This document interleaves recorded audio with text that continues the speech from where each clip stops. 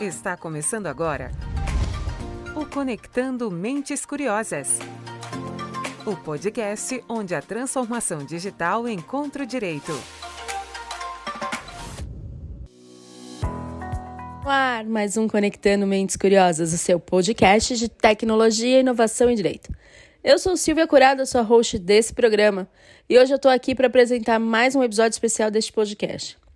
A seguir, você vai acompanhar uma conversa do BIM, o nosso evento que traz personalidades para discutir temas que estão mexendo com os negócios.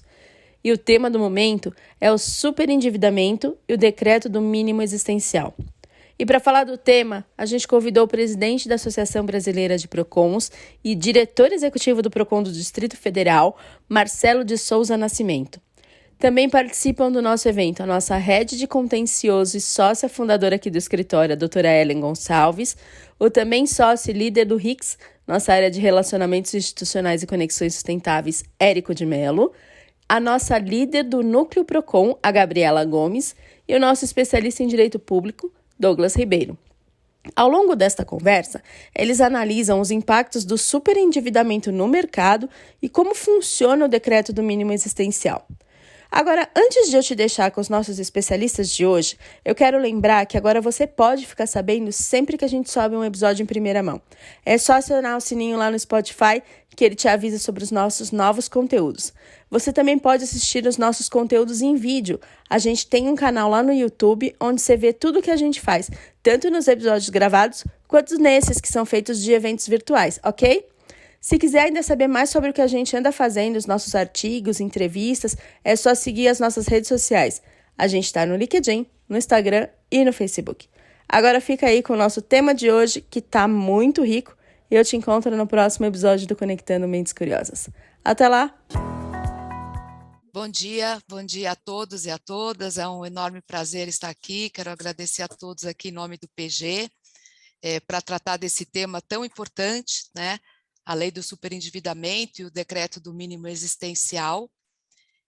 Nesse mês de setembro, onde o CDC completa 32 anos, né, nós temos o prazer aqui de estarmos juntos, né, para tratar desse tema, né, e a honra também de receber o Dr. Marcelo de Souza do Nascimento, que é presidente da Associação Brasileira de Procons Brasil, diretor executivo do Procon Distrito Federal, e a quem quero agradecer, em especial por ter aceito esse convite, né, estar aqui conosco hoje, né, reservando aí o seu tempo para trocar e dialogar sobre esse tema, e também agradecer aos nossos queridos especialistas e sócios do PG Advogados, Gabriela Gomes, que é gestora aqui do nosso Núcleo Procon, né, do Douglas Ribeiro, que também é gestor aqui do Direito Público, Érico de Mello, nosso gestor do RICS, Relacionamento Institucional e Conexões Sustentáveis, e a todos vocês que acompanham aqui e que estão reservando esse tempo para nós falarmos um pouquinho. Eu tenho dito que a lei do superendividamento teve um longo trâmite, né, até ser promulgada em 1º de julho aqui de 2021, nós já estamos indo para 2023, ela foi recebida como uma grande conquista da sociedade civil, como uma forma de reinserção do consumidor superendividado ao mercado de consumo, e também um projeto de razoabilidade, né, para instituir limites responsáveis aí ao endividamento dos brasileiros. Nós sabemos da importância do crédito para o desenvolvimento do país, mas a gente precisa também olhar a forma de concessão para que a gente tenha uma prudência, uma compatibilidade com a realidade da população. Né, o crédito também não pode afetar a satisfação das necessidades básicas do consumidor, né, preservando com isso o chamado mínimo existencial, que é um conceito aí trazido pela lei, bastante importante, e esse conceito veio a ser regulado recentemente pelo decreto 11.150 de 22, e esse decreto tem sido amplamente discutido, criticado. Há pouco falávamos, né, que ele passará a vigorar no dia 26, né? Doutor Marcelo, a gente estava conversando um pouquinho sobre isso na próxima segunda-feira, só que a gente tem todo um contexto aqui que se coloca, e eu costumo dizer que nós temos que trabalhar com os recursos que nós temos. É bom para o consumidor, a reinserção ao mercado de consumo, é bom para o fornecedor que ele consiga honrar os seus compromissos, né? É bom para a sociedade de maneira geral, mas como nós viabilizarmos as ferramentas da lei do superendividamento, imaginando também a vigência do decreto do mínimo existencial, né? É um pouco desse contexto que eu gostaria de trazer hoje, para que através do diálogo e de troca de experiências, em especial do Dr. Marcelo, que não só é o diretor executivo do PROCON do Distrito Federal, mas também presidente da Associação Brasileira dos PROCONs, como que o sistema tem visto esse tema com tanto a lei, com o decreto, com as ferramentas, né, com toda a capilaridade dos PROCONs, quer dizer, como que nós vamos a partir aí de 26, vamos imaginar, e segunda que vem dentro desse contexto, ou já, porque mesmo sem o decreto, muitos falavam, olha, não precisa, outros não, o decreto traz essa segurança jurídica também, tem a questão da discussão do próprio da fixação, como foi ocorrida, mas, por outro lado, a gente tem um cenário, e só para fechar, né, de inadimplência que vem se acentuando, né? A gente tem dados aqui que demonstram um aumento realmente de endividamento. Por outro lado, a luz que surge é uma inflação que né, vem reduzindo, temos uma expectativa de crescimento do país, o que é muito positivo, todo um contexto aí bastante complexo, econômico, social, e é nesse contexto que eu gostaria de passar, agradecer mais uma vez ao Dr. Marcelo a presença e para que a gente possa dialogar sobre esse tema e esse contexto, visando sempre o melhor aí para o consumidor e também a harmonização das relações de consumo. Bom dia, doutora Ellen Gonçalves, bom dia a todos da equipe PG Advogados, que eu tive a oportunidade de conhecer a doutora Ellen recentemente. Um abraço especial e carinhoso ao meu amigo Érico de Mello, né, ao Leonardo Erlang, que já fizeram parte aqui do sistema, estão do outro lado, mas sempre tendo a bandeira do consumidor aí, a defesa e a proteção do consumidor como uma bandeira fiel e firme a ser perseguida. Então, eu agradeço também o convite para poder participar dessa manhã, no debate de um tema tão atual, tão sensível e preocupante a todos, né, não só, né, as entidades e os órgãos que integram o Sistema Nacional de Defesa do Consumidor, mas todos de uma forma geral, né, tanto que se mostra aqui a preocupação, né, desse respeitado escritório de advocacia com a banca especializada na proteção direito do consumidor, mesmo que tenha ali, né, o papel e a missão de defender os seus clientes também, mas se preocupa muito com o outro lado, que é justamente, né, a vulnerabilidade do consumidor nas relações de consumo. Então, em nome de você, doutora Ellen, muito obrigado pelo convite, foi com muito carinho e honra que eu aceitei participar desse evento nessa manhã, e espero que a gente tenha aí um bate-papo bastante descontraído, porém técnico e jurídico, que a gente possa também conseguir responder algumas perguntas aí dos nossos participantes que estão acompanhando aí virtualmente essa reunião. Então, fica aqui desde logo o meu agradecimento, eu fico à disposição para a gente poder já interagir nessa manhã sobre esse tema tão inquietante. Ótimo, Marcelo, muito bom dia para você, bom dia a todos que estão nos acompanhando. Eu acho que esse evento ele tem tudo para ser e vai ser extremamente proveitoso. E eu não posso começar aqui a minha consideração inicial sem falar da disponibilidade do Marcelo em estar aqui com a gente. Desde a primeira vez que eu conversei com ele se colocou totalmente à disposição. E isso só revela como você faz a gestão tanto do PROCON do Distrito Federal como da PROCONs Brasil, sempre promovendo o diálogo, o debate saudável e sempre aceitando os convites para estar em diversos palcos virtuais ou presenciais, mas sempre com muita prontidão e sempre muito aberto a dialogar. Então, é um prazer, Marcelo, estar aqui com vocês e com os nossos colegas do PG também. Eu estou vendo aqui, estava olhando, viu, Ellen, os participantes aqui, a gente já está com muita gente, já vi gente de PROCON aqui, a Flávia lá do Rio de Janeiro, a Cida aqui de São Paulo, deve ter mais gente aí também, vários representantes de fornecedores. Então, isso sim é a verdadeira, que eu chamo de democracia consumerista. né? É colocar todo mundo sentado para dialogar e só assim a gente vai chegar em resultados positivos. Bom, com relação ao tópico de hoje, para não me alongar, porque a gente está aqui para te ouvir, viu, Marcelo? A gente passou vários anos no Sistema Nacional de Defesa do Consumidor, como você mencionou, e a gente conhece a realidade dos órgãos. Hoje a gente está falando aí em mais de 900 PROCONs, talvez até algo próximo de 1.000, e a gente tem uma pluralidade, né? Seja ela de estruturas, com os PROCONs VIP, outros PROCONs que têm vários servidores, seja de entendimentos, e eu acho que a lei de superendividamento ela foi muito debatida, né? Foram mais de 10 anos de debate e enfim, que muitos agentes do sistema carregaram esse estandarte até que ela chegou à aprovação, né? Teve seu presente de aniversário em 2021, com a aprovação da lei. E em seguida a gente já comentou aqui também, depois que teve a regulamentação do decreto. Mas diante dessa pluralidade de estruturas, né?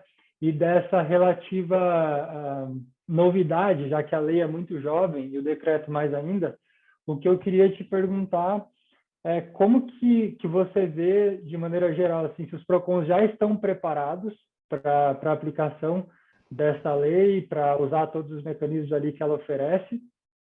E uma segunda pergunta também é se você poderia mencionar alguns cases de PROCONs, né, de órgãos que já estão bem atuantes com relação a essa lei e que você considera que são exemplos a serem seguidos. Érico, sendo bastante franco e verdadeiro com a pergunta que você me fez,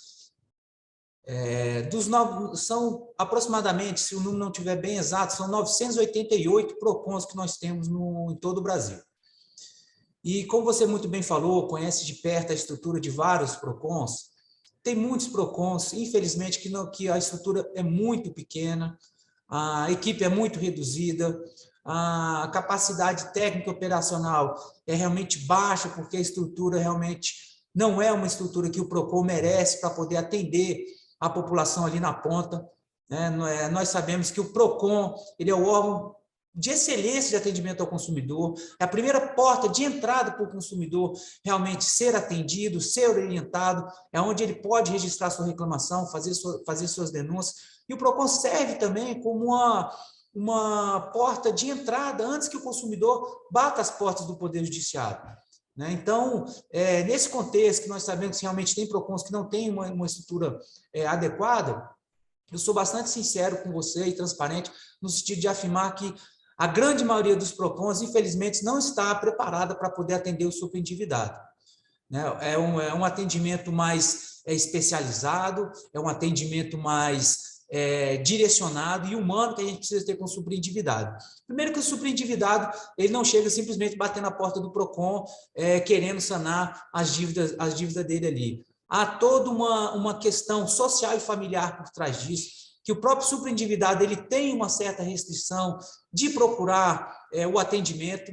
Em muitos dos casos, a família sequer sabe daquela realidade que aquele consumidor se encontra, aquela realidade de superendividamento, não tem noção que aquilo ali já virou um comprometimento da sua dignidade, né, de poder pagar as suas dívidas, vincendas ou não, né, de poder honrar pagamentos mínimos para a sua subsistência. Então, tem essa dificuldade também. Então, os PROCONs realmente, sim, não são todos os PROCONs que estão aparelhados para poder atender esse consumidor. Você precisa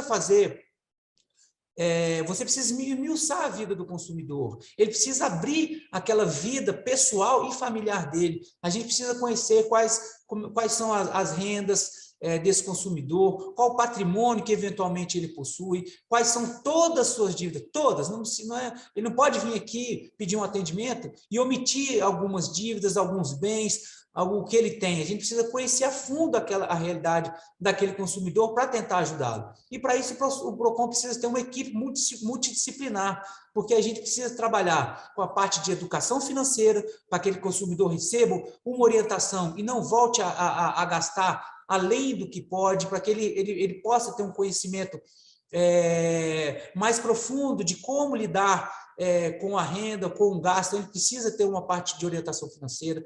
O PROCON precisa ter também pessoas capacitadas para lidar com a parte contábil financeira, que possa ajudar o consumidor a fazer o plano de pagamento, que aquele plano de pagamento possa caber nos 5 anos que a lei trouxe.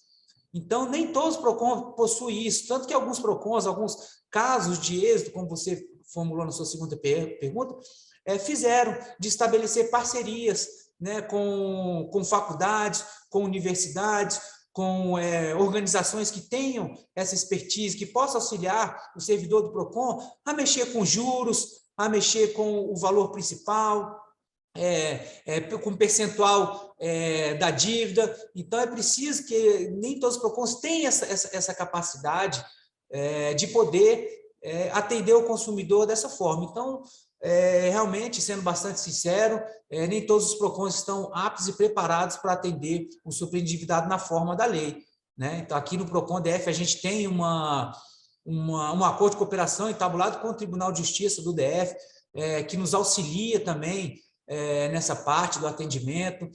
Temos uma parceria também com a Defensoria Pública aqui do Distrito Federal também, que vem fazendo um atendimento primoroso na parte de superendividamento, atendendo o público alvo aqui no DF, nessa parte. Então, a gente também tem uma relação bastante próxima com a Defensoria Pública. E como você perguntou de alguns exemplos, nós temos o PROCON da Paraíba, que tem como dirigente a Cassie. A Cassie tem feito um trabalho fenomenal na parte de superendividamento, né? Tanto na parte de atendimento, como na parte de prevenção e orientação ao superendividado. Recentemente, nós tivemos também o PROCON estadual de Minas Gerais, ali, que fica vinculado ao Ministério Público de Minas Gerais. Ele acabou de lançar também ali, né, o PAS, que é o Programa de Atendimento ao Superendividado, como tem o PROCON da Cassie, da Paraíba, com o NAS, que é o Núcleo de Atendimento ao Superendividado. Nós temos também ali o PROCON Municipal de Santa Maria, também, à frente da Márcia Moro, com uma grande expertise na área, né? É sempre bom pontuar e relembrar que essa parte de superendividamento surgiu ali no Rio Grande do Sul, né? A matéria sendo capitaneada pela professora Cláudia Lima Marques, né, e também pela Universidade Federal do Estado do Rio Grande do Sul. Então, foi ali que surgiu realmente essa defesa ferrenha, e quem lutou muitos anos junto ao Congresso Nacional para que esse projeto fosse por cerca de quase 10 anos. Nós temos também PROCON do Rio de Janeiro, também, que já vem lidando também com o atendimento do superendividado. Então, esses são alguns exemplos de PROCONs que estão estruturados, estão atendendo ali na ponta o consumidor superendividado. Bacana.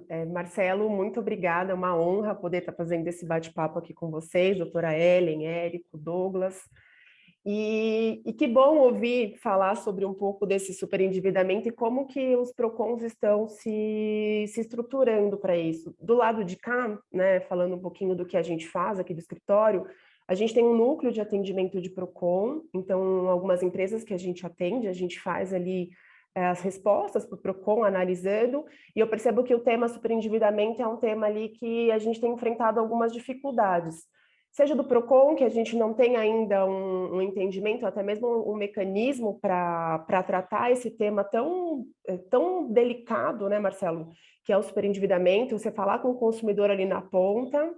E a gente percebe que as próprias empresas também têm se organizado. Então, a gente percebe alguns núcleos dentro de empresas, de estudo mesmo, de como a gente vai lidar com esse tema. Grandes empresas são um pouco mais seguras. Você percebe que bancos de fintechs, bancos menores, eles são mais agressivos, então eles conseguem entender um pouco melhor a lei, um pouco melhor essa aplicação. E fazendo um pouco desse contexto, eu queria já introduzir um outro assunto. Eu queria te perguntar, Marcelo, como é que o Sistema Nacional de Defesa do Consumidor, ele recebeu esse novo decreto do mínimo existencial? Ele, de fato, trouxe aquela segurança que a gente esperava que ele traria? Oi, Gabriela, bom dia. Mais uma vez, é um prazer estar aqui com vocês. Eu que fico bastante agradecido e honrado com o convite. Antes de responder a sua pergunta, é muito bom saber que algumas empresas, algumas instituições financeiras e também a FEBRABAN têm se debruçado sobre o tema, têm se preocupado. Eu posso dizer aqui abertamente que sofro algumas críticas por me aproximar demais do lado de lá do mercado, de estar mais próximo, por exemplo, da própria Febraban, de algumas instituições financeiras, de algumas instituições que vão lidar com o tratamento superendividado, mas eu particularmente não vejo isso como um problema. Eu acho que a gente pode caminhar junto, né, a gente estabelecendo uma boa relação com diálogo para poder entender da mesma maneira que nós temos as nossas dificuldades, as empresas têm também, tem empresas que realmente têm se preocupado de forma sincera em como lidar com esse atendimento, a forma que ela vai orientar, né, tem inclusive escritórios que têm preocupação como ela vai orientar as suas empresas a lidar com essa conciliação, a lidar com o atendimento desse superendividado. Então, isso é muito bom, é muito salutar que a gente tenha esse diálogo e todos nós possamos sentar numa mesa e dialogar para quê? Qual que é o bem comum? Não é só do consumidor, é para o fornecedor também. O fornecedor também não é interessante para ele manter o consumidor numa situação de superendividamento, que ele não consiga honrar os seus pagamentos, que ele não consiga voltar ao mercado, né, de consumo. Então, para o mercado também é muito interessante, é importante que resgate esse consumidor, que ele possa voltar a ter uma vida consumerista digna, né, um consumo consciente, ele possa voltar ali ao mercado. Então, antes de responder a sua pergunta, essa colocação que eu queria colocar e parabenizar já as empresas que têm buscado bater, inclusive, a porta de PROCONs para poder estabelecer essa relação, entender como é feito esse atendimento e orientar como a sua empresa vai poder colaborar com o resgate desse consumidor. Agora, já voltando à sua pergunta sobre se o sistema de defesa do consumidor, qual foi o opinamento sobre o decreto que regulamentou o mínimo existencial, né? O decreto, nós estamos falando do decreto 11.150 de 2022, né? Que foi promulgado agora, né, recentemente, no dia 26 de julho, né, e vai entrar em vigor agora, depois de 60 dias, na próxima segunda-feira. Então, eu posso afirmar aqui com bastante segurança, Gabriela, que o SNDC ele se manifestou veementemente contra as disposições do decreto, né, apontando, inclusive, a ausência de constitucionalidade nesse decreto e também traços de ilegalidade na edição desse decreto. Eu até separei aqui rapidamente, se vocês me permitirem, não vou me alongar, eu até separei aqui algumas palavras, algumas manifestações de alguns órgãos e entidades que integram o SNDC. Se vocês permitirem, eu vou ler aqui rapidamente. Por favor, doutor Marcelo. O CONDEG, que é o Colégio, né, de Defensores Públicos, Defensores e Defensoras Públicas dos Estados, pontuou que o mínimo existencial não se limita ao mínimo vital, já que o decreto do valor se equipara ao que a Organização das Nações Unidas intitula como linha da miséria, de $1,90 por dia, o que corresponde a uma média de R$ 304,95 por mês, e o que o decreto apresenta excessos quanto ao limite e as possibilidades do poder regulamentar. Já para o MPCON, que é a Associação do Ministério Público de Defesa do Consumidor, ele consignou que o decreto pode deixar as pessoas à margem da existência digna e da inclusão social, por considerar que a quantia de R$ 313 se revela insuficiente para assegurar a sobrevivência digna dos consumidores subendividados, impedindo a repactuação de dívidas, medida salutar e de interesse para todos os integrantes da relação de consumo e também para a economia brasileira em geral. O IDEC, por sua vez, um respeitadíssimo órgão, um dos principais na ponta aí de defesa do consumidor, né, classificou o valor do mínimo existencial como uma afronta ao povo brasileiro, colocando a população abaixo da linha da pobreza, e assinalou que uma grande manobra para fornecer os bancos, o governo entrega ao setor a vida financeira dos consumidores. Entre as medidas recentemente anunciadas está a ampliação da margem de consignação de 35% para 45% da renda de usuários do crédito consignado, né? Então, ele faz um alerta ainda sobre a questão do empréstimo consignado em cima dos benefícios sociais. Por sua vez, o Brasilcom, também entidade respeitadíssima, de vanguarda na defesa do consumidor, se manifestou no sentido que o decreto 11.150, no propósito de atender à regulamentação vindicada pela Lei 14.181, né, acaba limitando sua abrangência, restringindo o seu conteúdo, vedando situações não proibidas e dando mostras em tema de dignidade, desprezo total à pessoa humana em situação jurídica de superendividamento. Em outras palavras, desconsiderou o sacrifício pessoal e coletivo. E, sob tais perspectivas, há um equívoco em anotar sobre a ausência de constitucionalidade do decreto, bem como clara ilegalidade diante da legislação que exigiu e a sua regulamentação. E tem algumas outras manifestações da Procons Brasil, da ANADEP, também, que é a Associação de Defensores e Defensoras Públicas, do Fórum de Entidades Nacionais, né, de Representação Civil, da OAB, do Ministério Público Federal. Então, são diversos órgãos e entidades que se manifestaram contra o decreto. E seguindo essa linha, Gabriela, nós, inclusive, no evento que teve aqui em Brasília, que foi onde ocorreu a reunião nacional com o Sistema Nacional de Defesa do Consumidor, capitaneada pela Senacom, protocolizamos manifestações junto ao Congresso Nacional e à presidência do Senado Federal, pedindo a sustação dos efeitos do decreto, né? Justamente com todos esses temas, apontando aí violação de diversos princípios constitucionais, inclusive objetivos da República, apontando ali, além de ilegalidades, inconstitucionalidades, afronta diversos princípios, como princípios da dignidade da pessoa humana, como direitos sociais, que com esse valor de R$ 303, né, nenhum consumidor no Brasil consegue honrar as suas mínimas despesas basilares, né, como o direito à educação, a moradia, a alimentação, a vestuário, a previdência e assistência social, uma série de outros direitos que o consumidor não vai conseguir cumprir com essa medida de apenas reservar para a sobrevivência dele 25% do salário mínimo atual vigente, que corresponde hoje a R$ 303. Então, eu afirmo aqui para você que há uma grande insatisfação, né, de todos os órgãos e entidades que compõem o Sistema Nacional de Defesa do Consumidor, e estamos trabalhando com ferramentas para poder tentar expurgar do ordenamento jurídico esse decreto.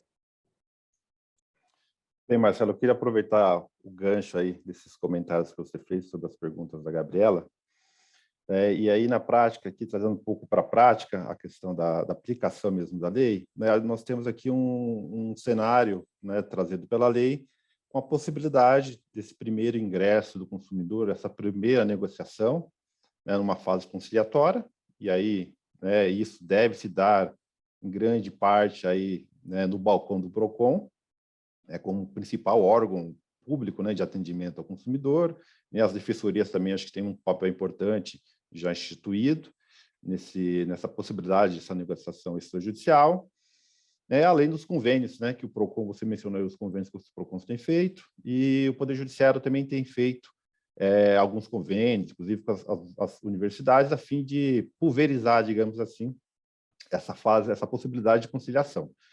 Mas, se não houver essa conciliação aí na esfera do PROCON, esse fornecedor pode ir parar lá no judiciário também, né? Isso o consumidor procurar o judiciário inicialmente através do PROCON, tem essa fase conciliatória, mas se não houver conciliação, existe o risco desse contrato também ser revisado pelo Poder Judiciário. Então, estrategicamente, as empresas devem tentar ali resolver essa questão do superendividamento na fase conciliatória, para evitar ali um prejuízo, uma incerteza maior com relação ao destino do contrato e algumas condições que foram pactuadas. E aí, considerando esse desafio desse mínimo essencial, né, nesse montante, e essa necessidade estratégica também das empresas de tentar resolver a questão na fase conciliatória, né, trazendo também, né, o consumidor e buscando o crédito também ali que tem a intenção.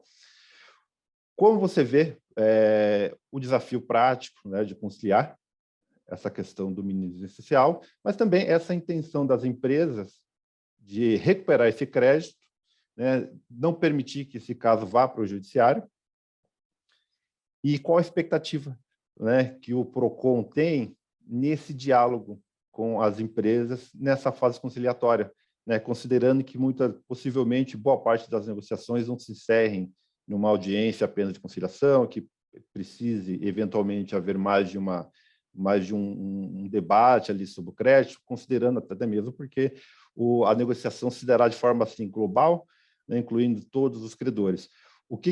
Resumindo, então, o que o PROCON espera, né, das empresas aí nessa fase, e como é que você acha que pode ser superado esse desafio desse mínimo essencial nessa quantia que foi fixada? pelo decreto.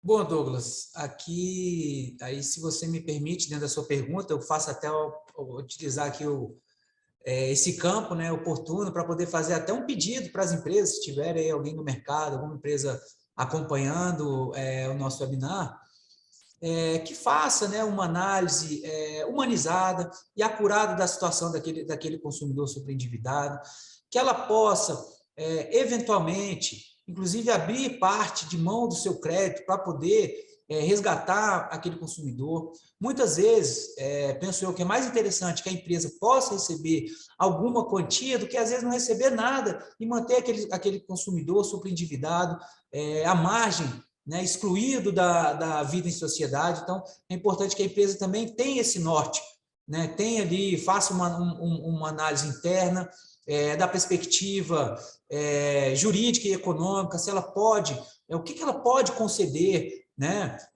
para poder resgatar aquele consumidor, seja ali reduzindo os juros, ampliando as parcelas de pagamento e até também trabalhando sobre o valor principal, se ela realmente pode abrir mão ali de parte daquele crédito para que possa, enfim, receber alguma coisa e resgatar aquele consumidor.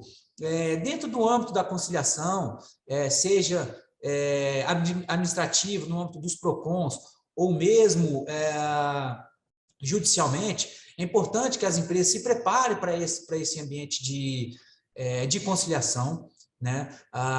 É bom elencar que a própria lei, né, trouxe a parte de conciliação, na parte conciliatória, que os representantes das empresas, que eles se dirijam para essas audiências já com plenos e especiais poderes para transigir, que as empresas encaminhem os seus prepostos, que eles conheçam a matéria, que ele conheça a realidade do consumidor e, efetivamente, ele tenha conhecimento e poderes para poder negociar. Não adianta a empresa mandar somente aquele preposto que realmente não conhece do caso, somente para ele poder estar ali presente e, eventualmente, falar que vai levar ao conhecimento da empresa, vai levar ali aquilo que está sendo discutido. Inclusive, ele, assim agindo, ele pode ser penalizado pelo Poder Judiciário, né? Nós, administrativamente, não temos ali aqueles poderes que o 104A trouxe para o Judiciário, realmente os PROCONs não têm aquele poder, né? A gente tem algumas possibilidades, né, trazidas da... Eu acho que tem que aguardá-lo reconectar, né? Mas acho que Sim, é interessante a gente falar dessa questão, porque as empresas, de fato, acho que elas têm que enxergar aí a questão da lei. A lei é uma lei que já vinha sendo debatida em vários fóruns, então, desde o Banco Mundial, há mais de 10 anos, já fala disso, o G20 já fala disso também há mais de 10 anos, a OCDE já tinha dado uma recomendação também nesse sentido, né, de proteger ali o consumidor com relação ao superendividamento e trazer mecanismos ali de proteção à insolvência civil da pessoa física. Então, acho que é importante, de fato, que as empresas passem a olhar aí a lei não só como um desafio, como um muro a ser sobreposto, mas acho que tem que olhar por cima do muro e ver as oportunidades que estão ali, estão além desse muro. Então, nós temos aqui mais de 180 bilhões, né, em valores aqui relacionados à inadimplência. Então, a lei também é uma oportunidade das empresas ali resgatarem esse consumidor e recuperarem o crédito. Acho que o Marcelo... Voltou, Marcelo. Gente, me desculpem, me perdoem. Imagina. Houve um probleminha aqui no meu computador, estou entrando aqui rapidinho pelo celular, enquanto o computador volta a ser restabelecido. Não foi um problema com vocês. Mas o áudio está ótimo, Marcelo. É um problema da minha máquina. Você pode concluir aqui que o áudio está ótimo. Tá, Jó. Então, eu vou tocando por aqui. Então, desculpem pela falha. Enquanto o meu computador não se restabelece, eu vou tocando por aqui, tá bom? Está ótimo, Marcelo. Tá bom. Me desculpe mais uma vez. Então, viu, Douglas, voltando ali sobre aquela questão que eu estava finalizando, é importante, então, que as empresas compareçam às audiências com realmente prepostos preparados para poder negociar, transigir, sob pena de sofrer ali aquelas penalidades previstas, né, na Lei 14.181, né, de poder, né, deixar o crédito, ela poder não participar da audiência, e ainda mais sofrer ali aquelas sanções que estão previstas, né? Inclusive, então é importante que o preposto vá preparado efetivamente para negociar, tem ali uma proposta de acordo, né? É lógico que é muito difícil, o que tem se mostrado bastante complicado, inclusive no âmbito do Poder Judiciário que eu tenho conhecimento, são as audiências em conjunto, né, com vários credores participando. Então, para que todos cheguem a um denominador comum para poder resgatar aquele consumidor e poder trazer ele de volta para o mercado de consumo, tem sido muito complicado e dificultoso, principalmente para o Poder Judiciário sobre esse aspecto. Mas nós temos também bons exemplos de êxitos que têm ocorrido nas audiências de conciliações junto aos PROCONs, como aqueles PROCONs que eu falei mais cedo, né? Então, a gente espera que as empresas tenham esse olhar mais humanizado com o consumidor e se preparem efetivamente para poder conhecer a realidade do consumidor, né, nas audiências. Eu acho que é isso, Douglas. Eu acabei esquecendo alguma parte da sua pergunta. Não, eu acho que é isso mesmo. Né?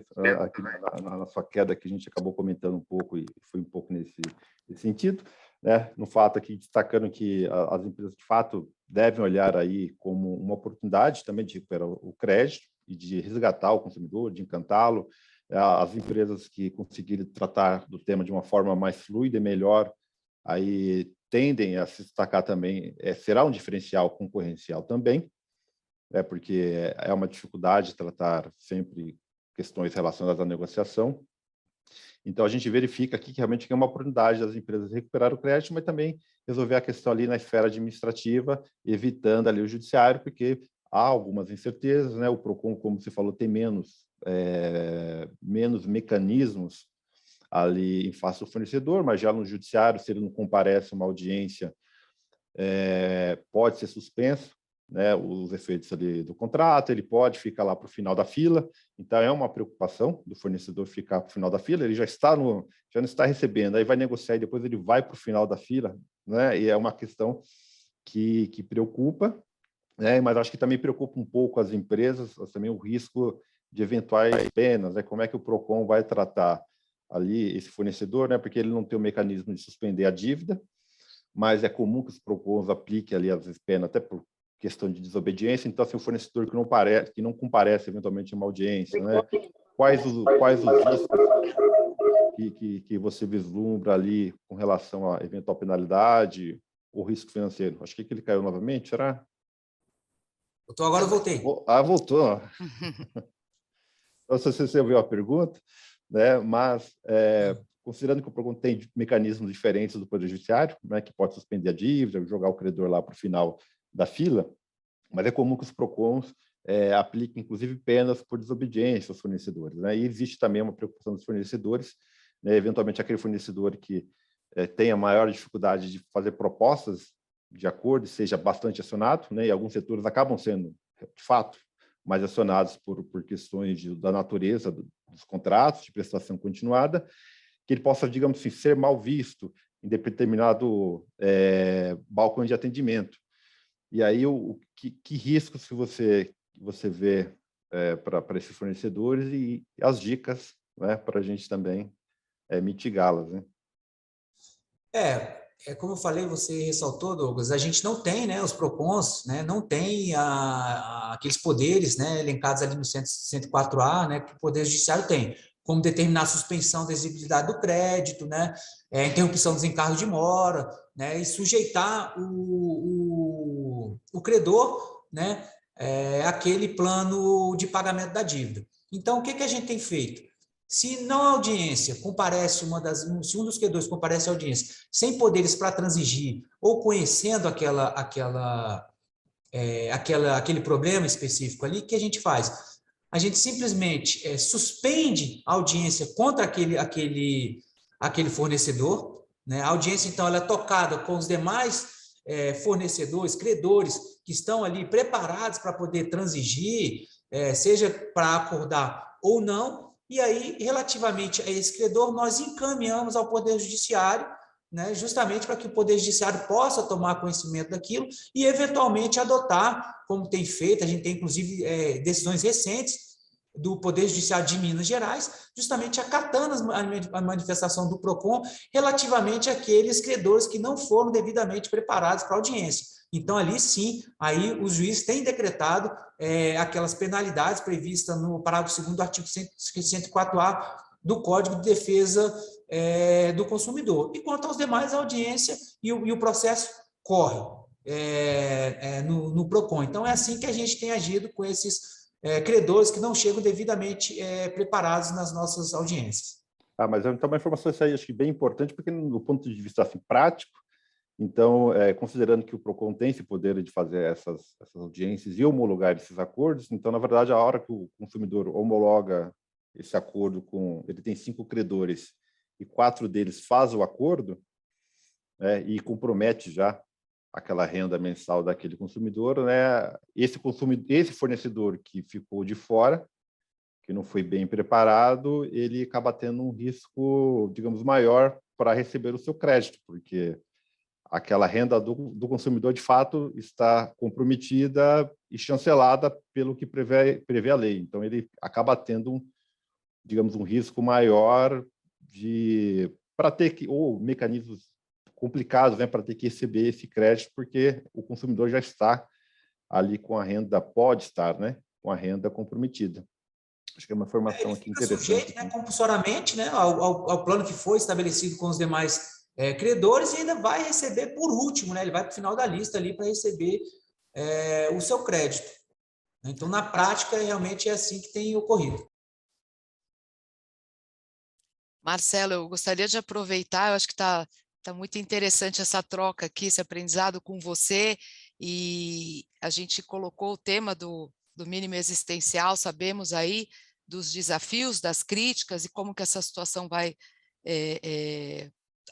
vai se estabilizar. Nós não temos como saber, mas a gente sabe também que o consumidor precisa buscar essa negociação, usar as ferramentas da lei do superendividamento.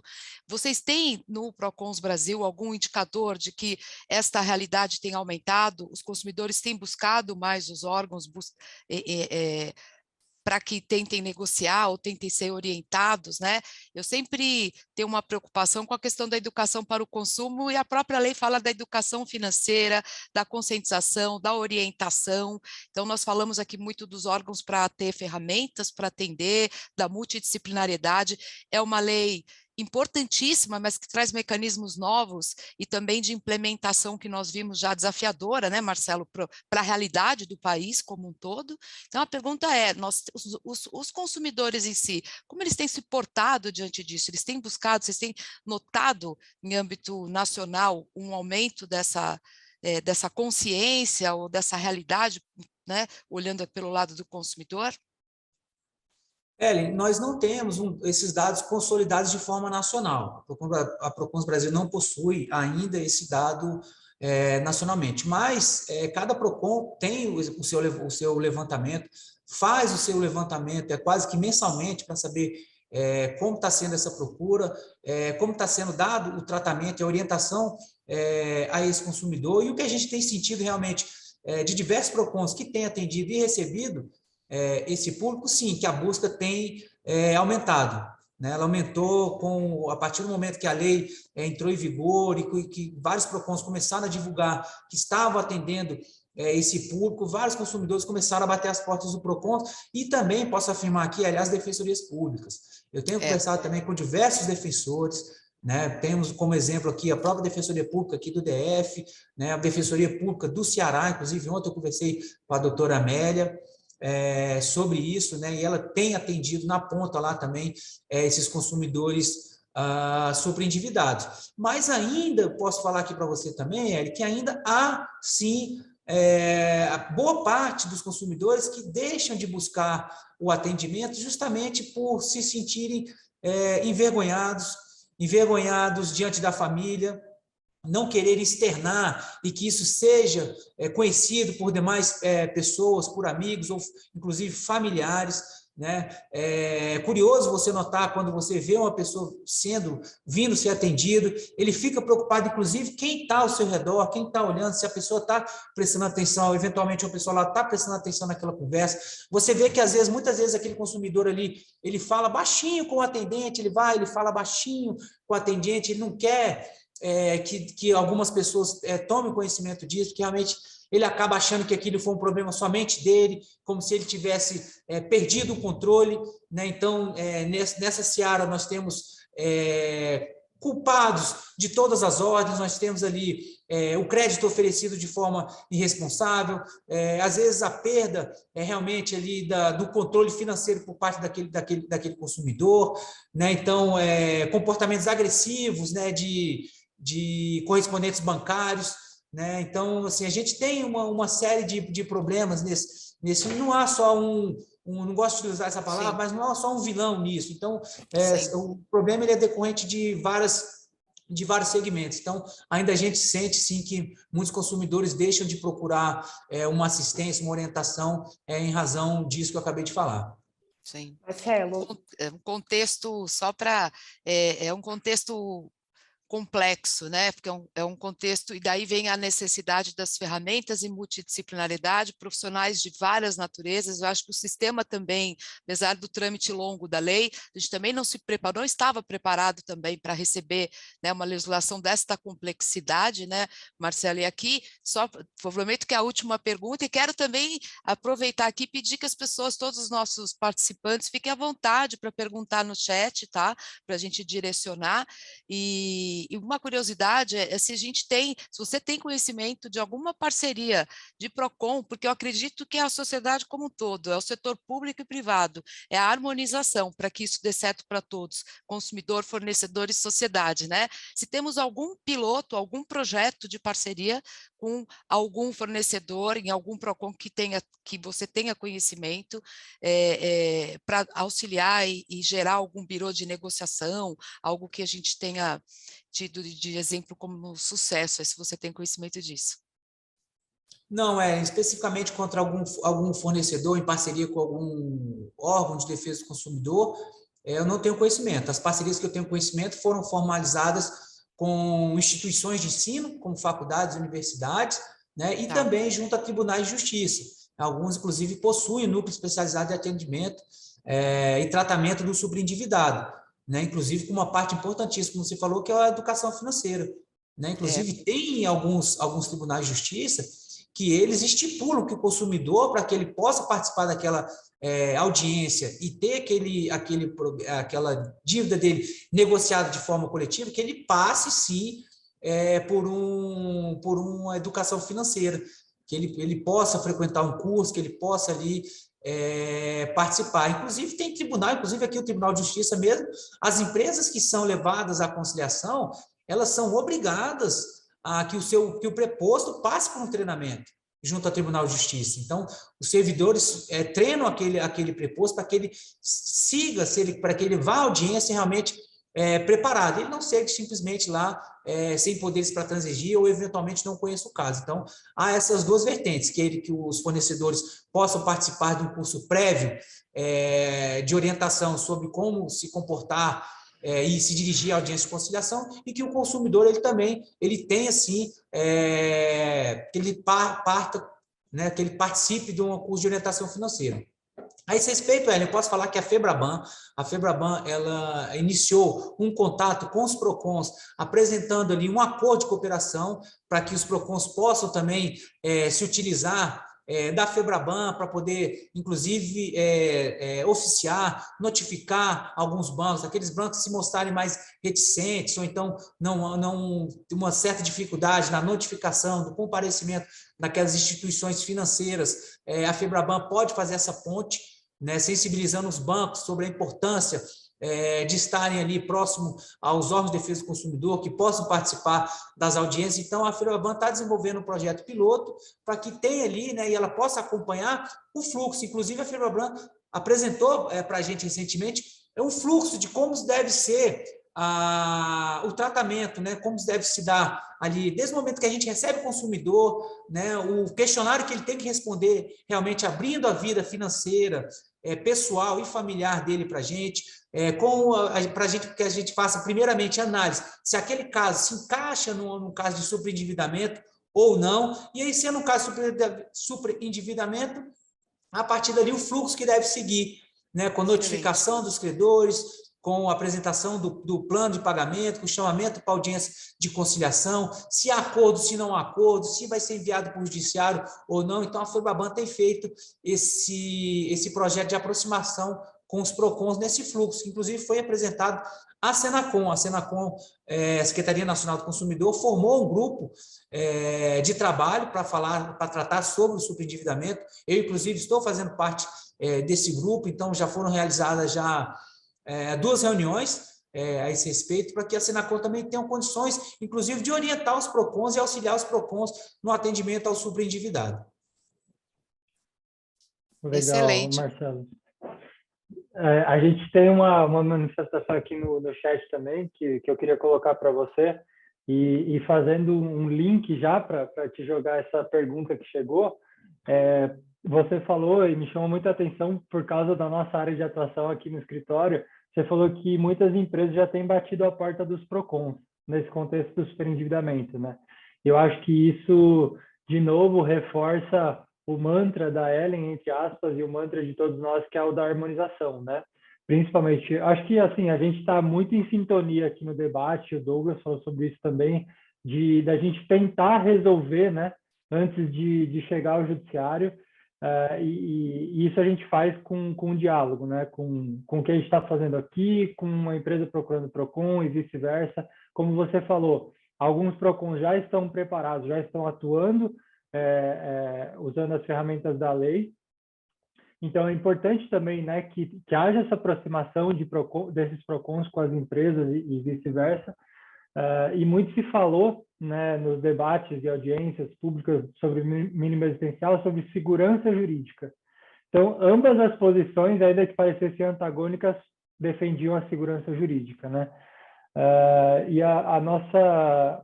Primeiro, acho que o diálogo e a harmonização é a maior e mais efetiva forma da gente trazer essa segurança, né? A gente, às vezes, coloca muita expectativa numa lei, num decreto, num regulamento, quando, na verdade, a harmonia e o diálogo da sociedade, de maneira geral, é que vai trazer, muitas vezes, essa segurança.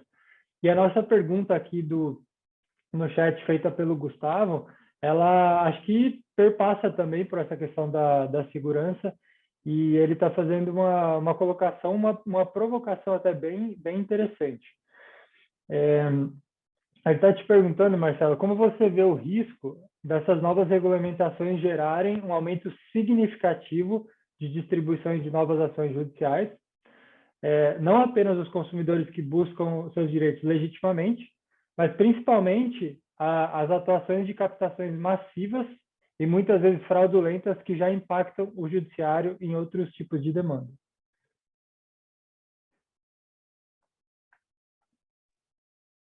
Uma perguntinha meio capciosa, né?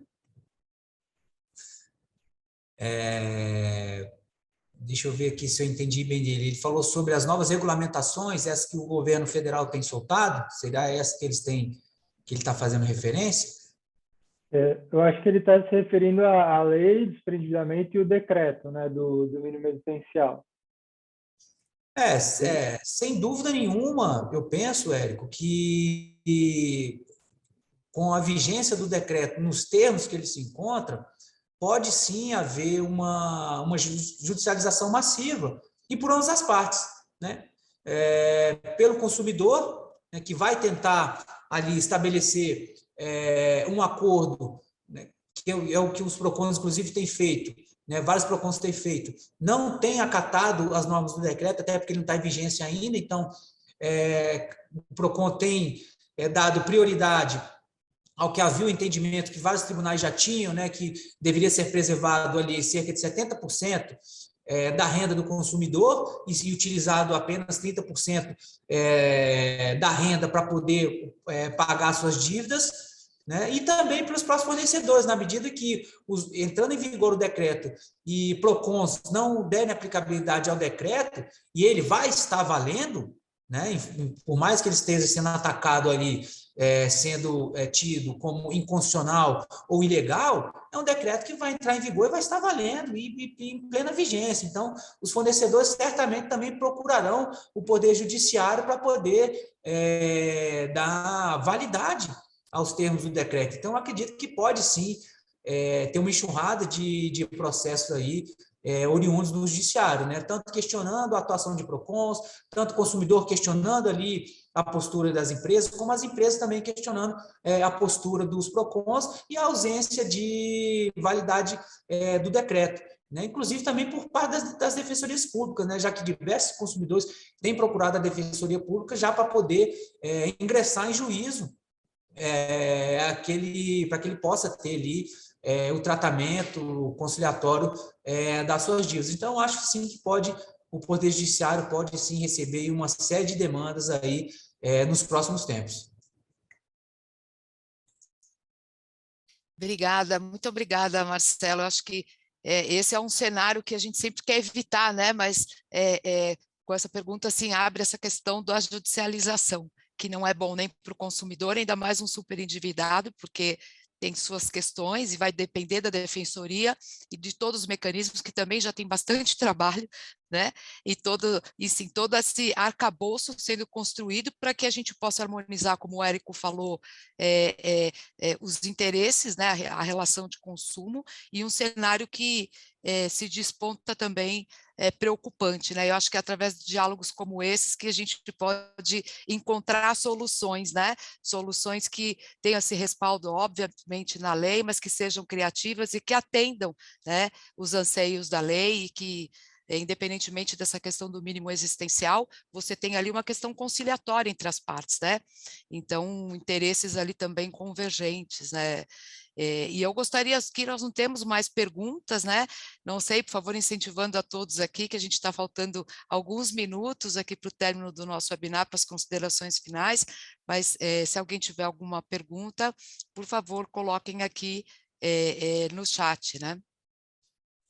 Ellen, enquanto ninguém faz pergunta, o tema ele se mostra tão importante que o CNJ, né, o Conselho Nacional de Justiça, criou um grupo de trabalho também, né, formado por diversos membros do Poder Judiciário, com representantes da Senacom e de algumas entidades e órgãos que integram o Sistema Nacional de Defesa do Consumidor, para poder tratar do sobreendividamento, né, inclusive sobre ferramentas que os tribunais podem auxiliar os PROCONs, as defensorias públicas, no recebimento, no atendimento desses consumidores. Então, esse grupo, né, capitaneado por um dos ministros do Superior Tribunal de Justiça, se não me engano, acho que é o ministro Salomão, que está à frente desse grupo, né? Então, que se mostra também, aí, mais uma vez, a real, né, relevância e magnitude do tema, né? Sim. Há quem defendesse, inclusive, que a questão do mínimo existencial não devesse ser tratado no âmbito de um decreto, né, de tão importante e envergadura constitucional que a matéria merece o tratamento. Né? Nós temos ali a defesa do consumidor e a obrigatoriedade do Estado defender, né, promover a defesa do consumidor, como está ali no artigo 5º, inciso 32 da Constituição também, né, e como princípio também da ordem econômica ali prevista a partir do artigo 175 da Constituição. Então, a gente está falando de uma matéria aqui relevantíssima e de envergadura constitucional, né, e que não só o Brasil trata disso, como diversos outros países, né, como da Europa, Estados Unidos, têm uma preocupação com o sobreendividado. Exatamente. Inclusive, Marcelo, até completando o que você falou, o CNJ, inclusive, já consolidou alguns materiais com algumas orientações gerais para os tribunais e para a sociedade de forma geral com relação a como tratar o tema, sugestões de convênios, né, o formato, né, um tema que acho que você abordou com relação aos impactos, né, que esse tema traz ali no consumidor, que não são só os impactos evidentes, que são jurídicos e econômicos, mas também tem impacto social e também psicológico.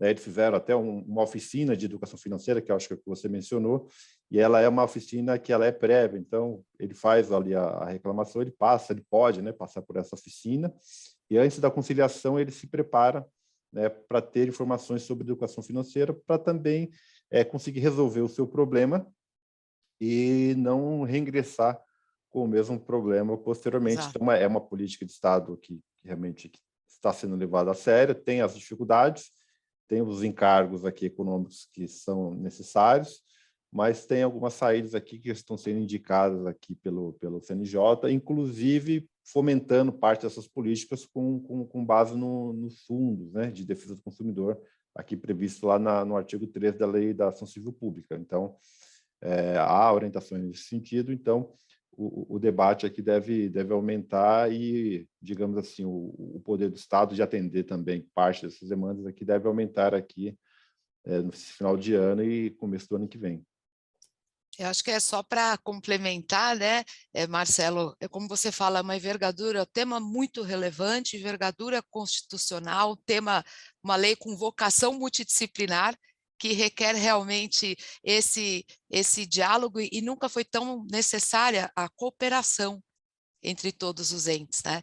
Então, independentemente, volto a dizer, a questão da regulação do mínimo existencial, eu sempre falo, os recursos que nós temos, mas com a colaboração, né, com mecanismos distintos, e aqui também eu faço uma reflexão sobre a experiência de outros países que já tiveram essa mesma situação, aplicaram também a legislação, né, até perguntando se a participação também até da Procons Brasil em alguns eventos internacionais seria muito interessante, né, Marcelo, para se tem aí experiências também. Eu falo sempre que a gente troca experiências e aprende com quem já passou aqueles desafios, né?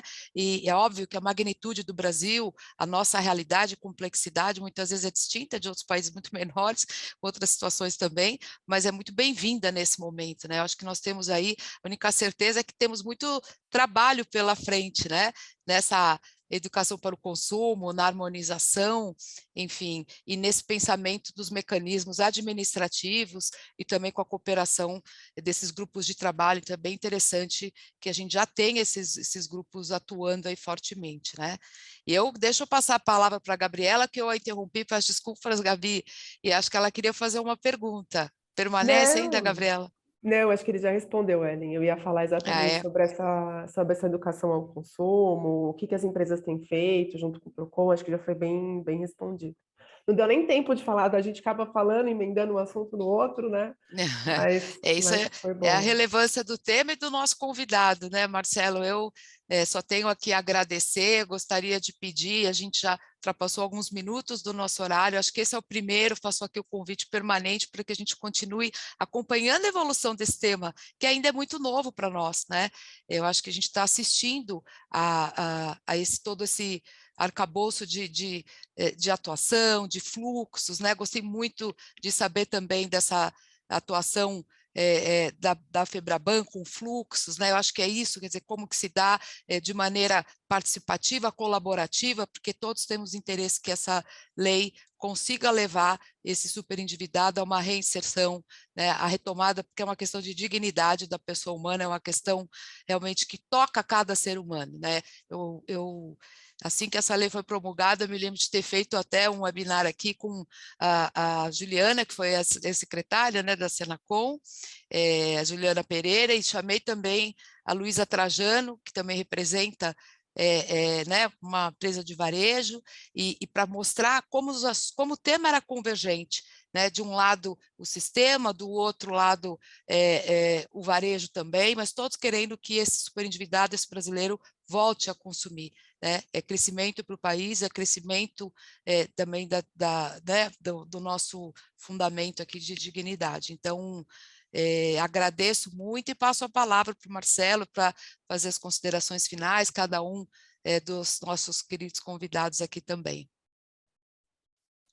Voltando um pouquinho que você falou lá atrás, né, como saiu a lei, todos nós festejamos demais, né, quando ela foi finalmente aprovada no Congresso, sancionada.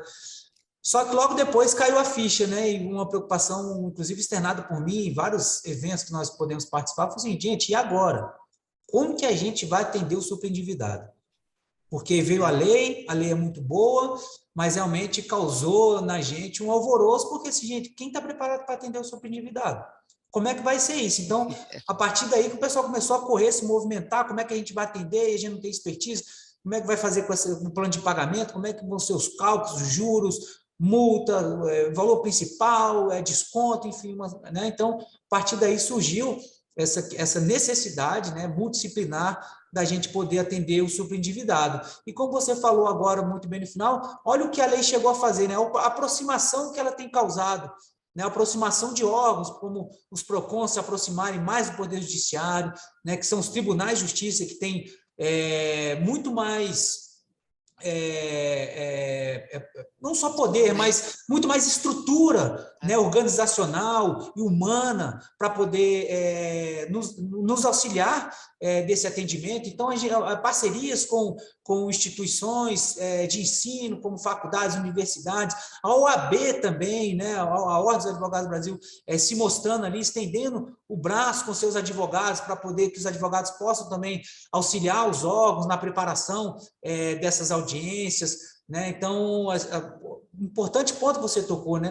Essa aproximação que fez, na aproximação que a FEBRABAN está buscando junto aos PROCONs, de poder também estender um braço, é lógico, né? Também não vou deixar de falar aqui que tem muita gente que olha a atitude da FEBRABAN também com muita desconfiança, né? Afinal, ela está do lado de lá, ela tem um guarda-chuva debaixo dela ali, instituições financeiras, bancos, mas a federação, sim, ela possui pessoas capacitadíssimas que estão realmente preocupadas com o consumidor. Lógico, ela tem o lado dela, né, que a gente chama aí de o lado o lado negro da força, de poder trabalhar também nos interesses do mercado, os interesses dela, né, afinal ela trabalha com isso, mas também tem muita gente altamente capacitada, com boas intenções de realmente estar próximo dos órgãos e tentar resgatar o consumidor, porque ela reconhece também que não é interessante para ninguém, não é interessante para a economia brasileira manter esses consumidores nessa situação de superendividamento.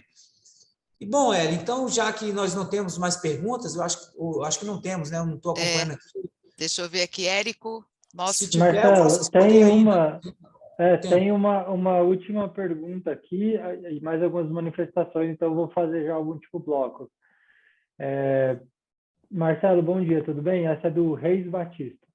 Você já recebeu demandas da lei de superendividamento de quais segmentos econômicos? Apenas do bancário? Então, essa foi a pergunta. Daí tivemos a Eduarda Simão e o Felipe e a Juliana, que eu vi, né? A Ju, que o Marcelo conhece bem também, parabenizando pelas suas falas, Marcelo. E, por último, também a Maria Aparecida explicando e corroborando com o que você falou de parcerias, né? Que ela falou que o Núcleo de Tratamento Superendividado do PROCON da cidade faz parcerias com várias secretarias, porque, no fim, aí achei muito interessante que ela terminou falando, que nós tratamos não somente do débito, mas sim da pessoa em situação de dívida como um todo.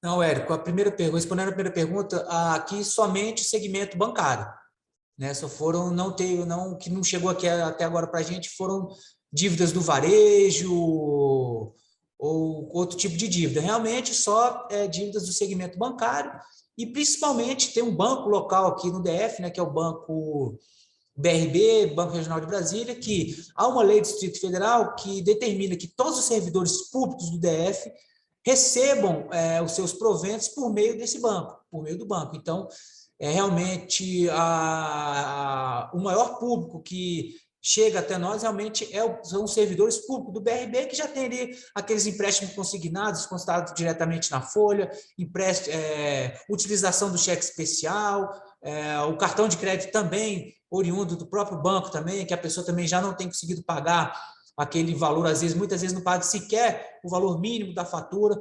Então, de uma maneira massiva, o que a gente tem atendido aqui é o público desse banco e de alguns outros poucos bancos, mas realmente somente instituições financeiras que têm batido a nossa porta. Agora, quanto aqui a manifestação que você falou aqui do PROCON de Embu das Artes, é isso que eu acho que os órgãos que nós temos que fazer, buscar orientação, buscar parcerias com outras entidades, né? Isso é muito importante também, porque além da educação financeira, que o consumidor ele possa ter uma orientação e uma assistência social, né? Para que ele entenda ele perceba a natureza daquele problema que ele está vivenciando, que isso não se torne um problema maior de exclusão social. Nós temos, inclusive, exemplos trágicos nesse cenário, viu, Érica? Há um exemplo que, inclusive, consumidores que chegaram a cometer suicídio por não estarem conseguindo saldar suas dívidas, por viverem anos e anos ali sem conseguir se resgatar, né, sem conseguir tratar isso de forma familiar. Então, inclusive, nós temos exemplo trágico de suicídio por parte do consumidor. Então, é importante, como